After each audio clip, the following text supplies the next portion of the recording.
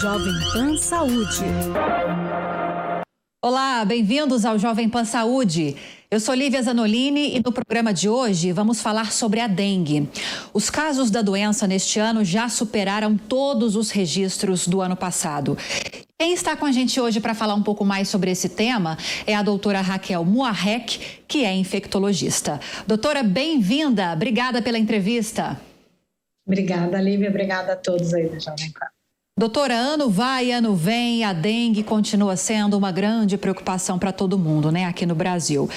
Eu sei que parece ser uma pergunta muito repetitiva, já que todo mundo conhece da doença, só que é importante a gente ressaltar algumas informações, porque embora as pessoas conheçam, ela continua sendo um desafio, né? A dengue, ela é transmitida por um mosquitinho que dá muito trabalho para as autoridades de saúde, que é o Aedes aegypti. Como é feita essa transmissão e quais são os principais sintomas da dengue? Olha, Lívia, é o seguinte, a dengue, ela a cada 1 a 2 anos, nós temos o surto de dengue. Normalmente, o mosquito, ele solta os ovozinhos e esses ovos têm alta duração em ambiente, mesmo sem ter a chuva. Quando temos o período das chuvas, eles eclodem e aí vem a presença desse vírus no local e a transmissão pelo mosquito. Os principais sintomas são dores nas pernas, dores no corpo, a febre alta, dor retroocular, que é atrás dos olhos, e um cansaço importante. Pode levar a dor na barriga e sangramento gengival, que é na língua. Normalmente, essas pessoas precisam procurar assistência médica para avaliar o diagnóstico. Sim. E doutora, de acordo com um boletim epidemiológico que foi divulgado pelo Ministério da Saúde, o Brasil está vivendo um novo surto de dengue. Houve um aumento de mais de 100% no número de casos em relação aos registrados no ano anterior. A senhora explicou agora que de tempos em tempos há um novo surto. Então, é normal esse aumento que a gente está registrando agora ou é algo atípico? Então, é esperado. Nós já tínhamos, e a gente faz um rastreamento dos tipos, né, de sorotipo, dos tipos de dengue, e por períodos a gente sabe que vai ter novamente um novo surto quando? Primeiro, quando modifica a cepa, ou quando você tem muito tempo sem ter quadros de dengue, e aí começa a ter novos episódios após, principalmente, a época das chuvas. A senhora falou de modificação na cepa. Parece que eu andei vendo notícias de que os cientistas encontraram uma nova cepa. Há mesmo essa informação? Ela é verídica? Então, nós temos 4 tipos de dengue. No Brasil, a dengue tipo 4 era o maior, o mais prioritário. A gente começou a achar dengue tipo 2 em alguns locais, mas ela não apresentou surto. Isso foi depois de 2016, 2017. Agora, ela está tendo casos com maior frequência, que é o tipo 2. Então, são casos novos de quem já teve dengue, normalmente ou A1, ou A3, ou A4, passa a ter novamente uma dengue tipo 2. Aí você precisa sempre analisar qual é o sintoma, né? Porque às vezes a gente tem quadros mais leves. A dengue tipo 2, né, que é o que está se tendo agora, tendo encontrado e apresentado os quadros, ela é um pouco mais grave no início. Então, aquele paciente que começa a ter sinal de sangramento no 2º para o 3º dia, evoluindo com uma clínica importante de prostração e mais cansaço, esse paciente precisa ter uma atenção maior e procurar assistência para poder fazer expansão volêmica dentro de hospital, na grande maioria dos casos. A gente vai entrar em detalhes mais daqui a pouquinho, doutora, sobre essas formas mais graves e se alguns casos mais leves também podem caminhar de acordo com o tratamento para uma situação mais grave. Mas antes é bom a gente explicar se há realmente uma cura para a dengue e como é feito o tratamento, com que tipo de medicamento. Isso varia muito de um tipo para outro da doença. Olha, não temos cura, nós temos resposta de defesa por quem já teve. Então, se eu já tive dengue, o tipo 3 ou 4, eu não vou ter mais a dengue tipo 3 ou tipo 4 que eu tive. Eu passo a ter a possibilidade de pegar de acordo com as regiões mais frequentes de outros subtipos.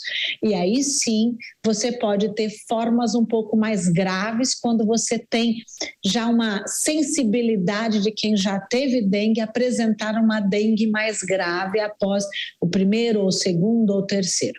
É claro que se você pegar uma dengue inicial, nunca teve antes, há uma chance de ter gravidade também.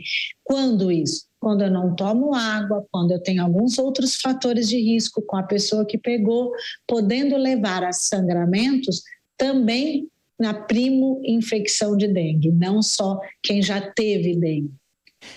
Já ouvi algumas pessoas que tiveram dengue, doutora, falar que depois que elas se recuperaram da doença, elas sentiram que alguns sintomas permaneceram por algum tempo.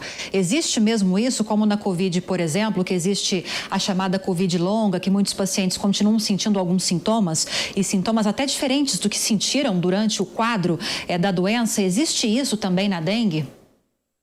Então, olha, a dengue, ela tem que ser controlada e seguida por 1 mês a 3 meses após o quadro.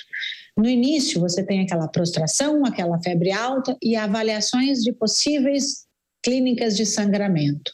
O depois, ela entra para a avaliação daquele cansaço, aquela falta. Você precisa continuar tomando água, se hidratando a mais, porque você pode evoluir com dor de cabeça, uma prostração mantida e esse cansaço que pode durar semanas a meses. Então, realmente precisa seguir para avaliar como é que é a sua resposta frente a essas expansões. A partir do 6º, 7º dia, as pessoas que tomam, às vezes, banho muito quente, elas entram com prurido. Então, a dengue também dá um diagnóstico de coceira e edema importante nos membros quando você toma um banho mais quente. Então, temos os quadros iniciais, temos o exantema, que é essas rashes cutâneos que pode aparecer depois do 7º a 10º dia, e depois permanece o cansaço, a dor de cabeça, que pode levar semanas a meses. Voltando a falar, doutora, na questão da gravidade da doença, também de acordo com um boletim que eu já trouxe aqui do Ministério da Saúde, foram registrados esse ano 378 casos de dengue grave e 160 mortes. Queria perguntar para a senhora, a doença pode ser realmente tão grave que ela leva à morte o paciente, né? E como saber se, sem um exame, que a pessoa está com um tipo de dengue que realmente é muito grave e pode levar para esse ponto, né? Para esse final de óbito, ou só o exame pode detectar isso?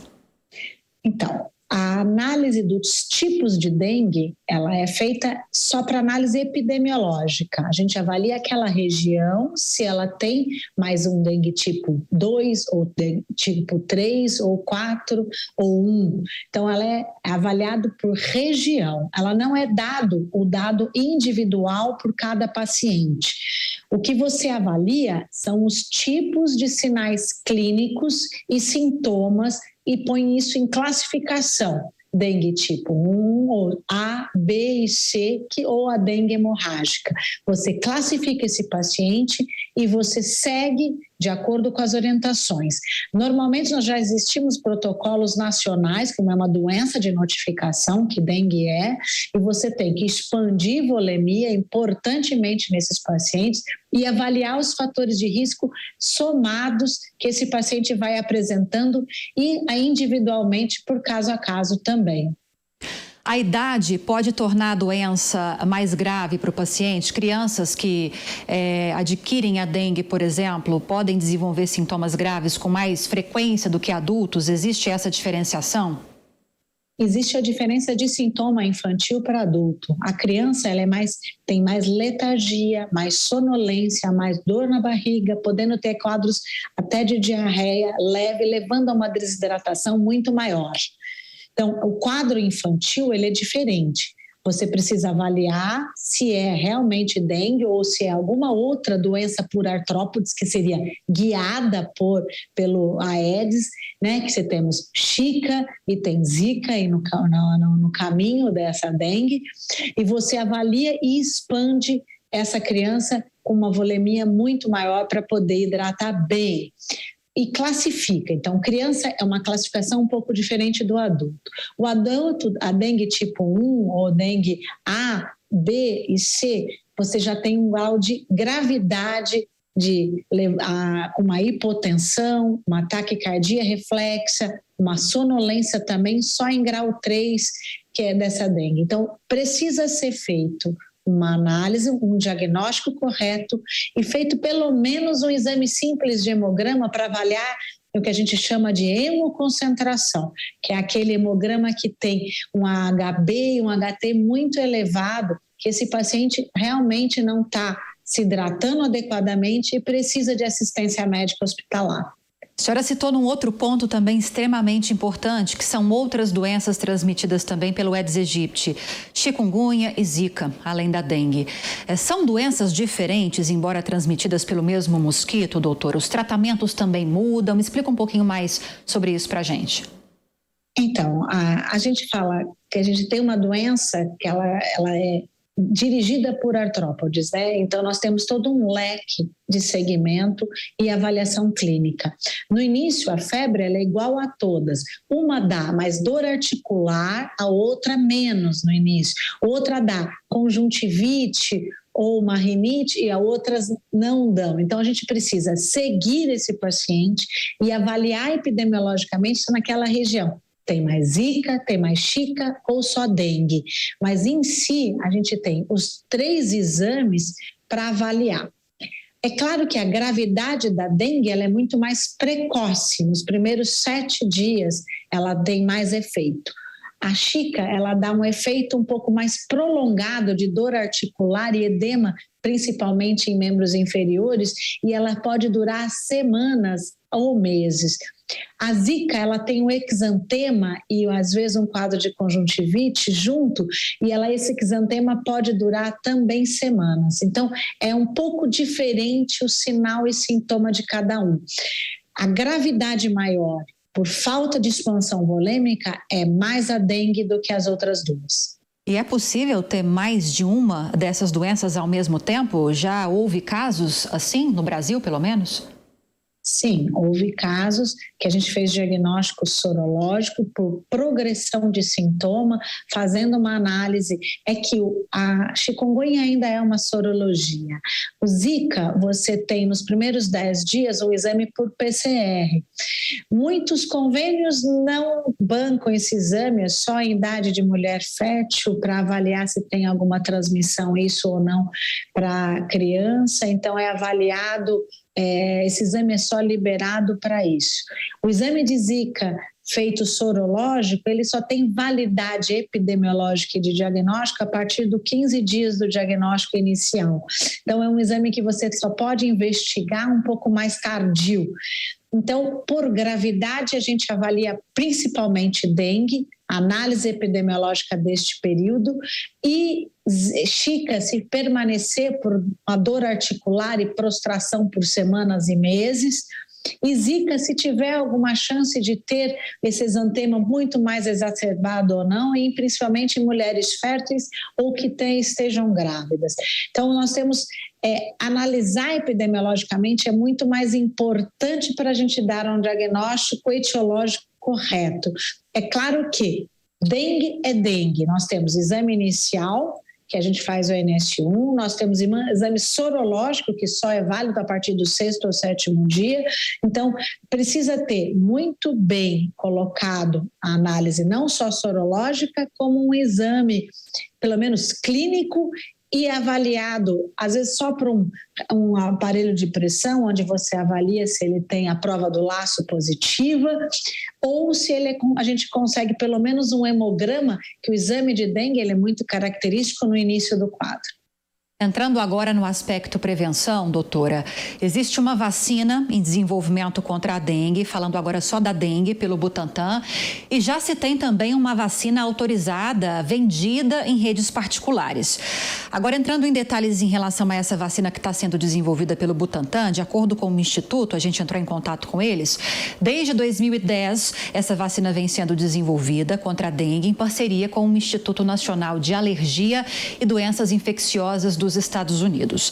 Esse imunizante, ainda segundo essa nota, ele é produzido em tetravalente, né? É um imunizante tetravalente e já com vírus inativos, ou seja, tem os 4 vírus que causam a dengue enfraquecidos e vai ser administrado em dose única de 0,5 ml, sem necessidade da administração de muitas doses de reforço, pelo menos são as informações iniciais. Desde 2016, o estudo está na 3ª fase, porque envolve um grande número de participantes e essa é a fase mais demorada. Até o momento, a vacina tem imunogenicidade superior a 90% e sem efeitos adversos graves. Todos os dados de eficácia são compilados e enviados à Anvisa e aí sim é feita a finalização da vacina que está prevista para 2024.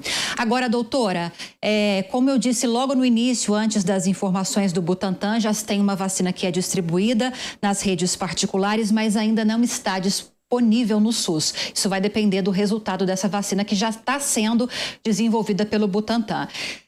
Quais são as informações que a senhora pode passar para a gente em relação a essa vacina? Quando ela tiver um alcance maior, ela pode ser a solução para esse problema que a gente enfrenta ainda hoje? Então, a vacina que já existia, que era da Sanofi, ela tem também os 4 subtipos.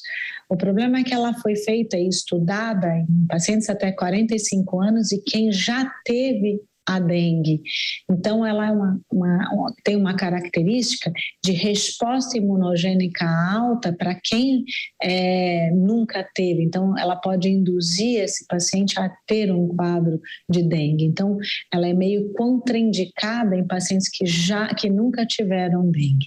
Então, é uma vacina que não foi liberada para toda a população, porque ela precisa ser caracterizada e ela tem que ser dada a cada 6 meses e com 3 doses para avaliar a resposta. E o que mostrou nesta vacina é que ela tem, dos 4 tipos, ela dá resposta individual diferente. Então, a pessoa pode ficar exposta a pegar uma dengue e apresentar um quadro mais grave. Foi por isso que ela não foi difundida para toda a população.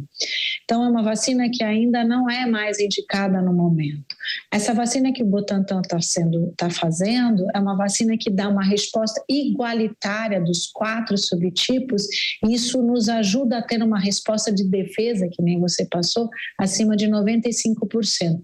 Então, o que é importante numa vacina é que ela tenha uma resposta rápida e adequada, não necessitando de tempos de dose para que a gente consiga ter uma resposta final boa. Então, no caso dessa vacina do Butantan, de acordo com as informações que a senhora compartilhou aqui com a gente, e se realmente essa vacina estiver disponível para a população a partir de 2024, pode ser sim uma solução para esse problema. Ela nos ajuda. O que a gente pode mostrar é o seguinte: o mosquito não vai acabar, ele está presente aí. A transmissão da dengue não é de pessoa a pessoa. Nós temos um vetor, que o mosquito pica alguém doente e passa para outra pessoa doente. Ele transmite, principalmente depois das 4 da tarde, e é um mosquito fêmea. Já foi tentado N vezes, de várias formas, a gente acabar com a Aedes, mas ele é um mosquito de alta resistência, independente do tipo de inseticida, do tipo de resposta de seleção ambiental que a gente possa fazer. Então, é um mosquito que está presente e ele vai continuar presente. O que a gente precisa é ter realmente uma vacina que nos ajude a ter uma resposta imunitária igualitária dos 4 subtipos.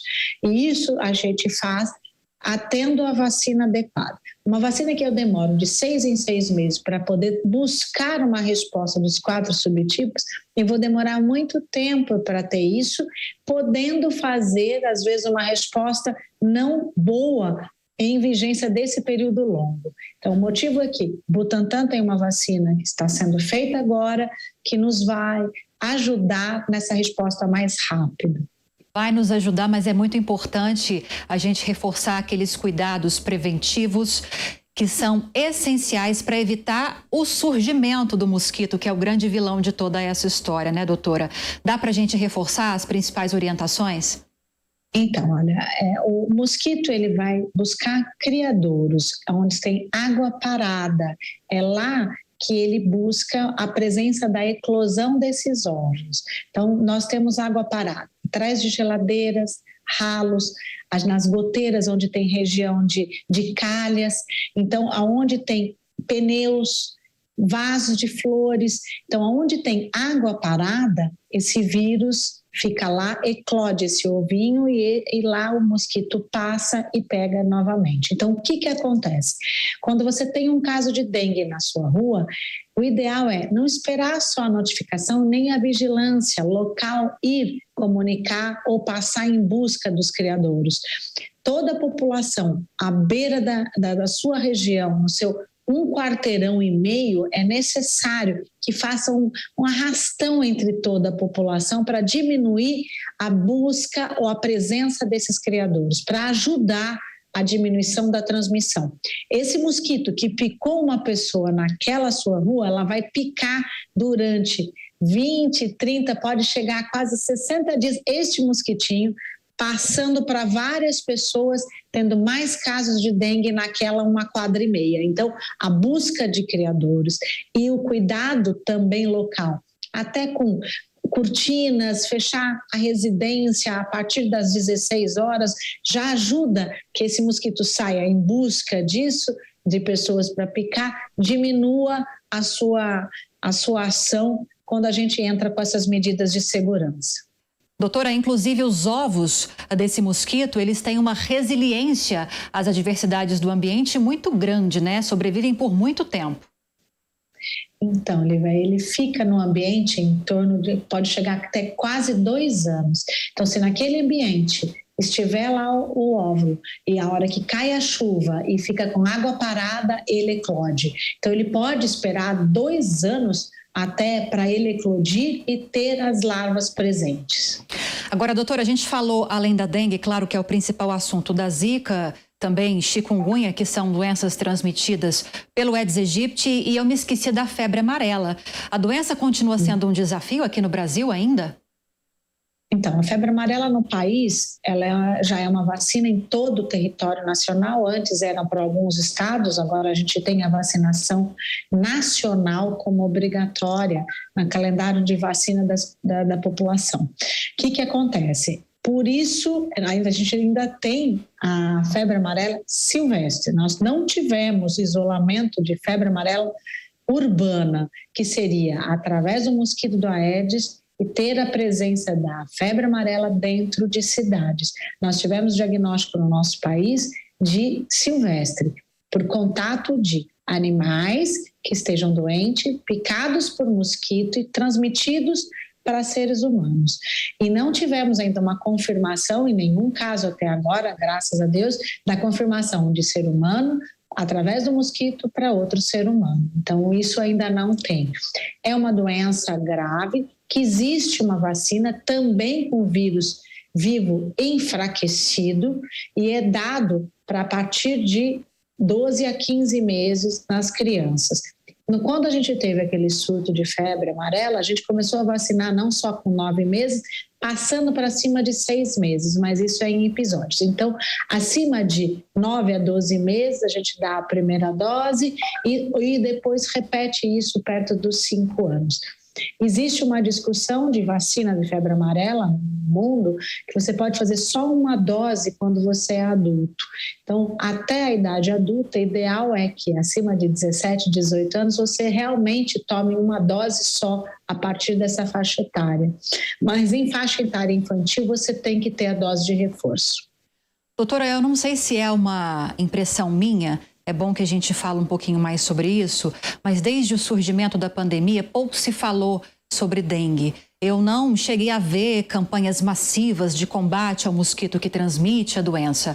Essas campanhas que já foram comuns, ou pelo menos mais comuns no passado, fazem a diferença no controle da disseminação desse mosquito? É importante que o governo faça essas campanhas para conscientizar a população, embora seja um problema que já exista há tanto tempo? É importante a notificação, a orientação que nem a gente está fazendo e o alerta populacional a cada período. A cada época pré-chuvas é necessário que todos falem a mesma língua e que façam as mesmas orientações.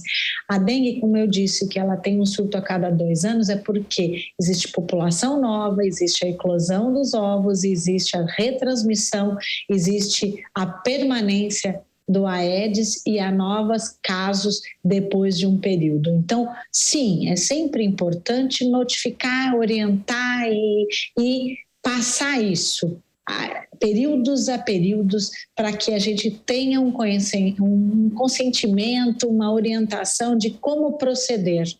Infelizmente, a gente esquece, a gente tem a vida corrida, a gente anda e não vai atrás desses criadouros, atrás de geladeira, atrás da época de enchente, principalmente em época de enchente, onde você tem a presença e a eclosão muito grande dos ovos. Então, realmente, nós, população, nós, sistema de saúde, a televisão, toda a população tem que ser orientada cada vez mais para que a gente preste atenção na época que a gente está tendo os casos.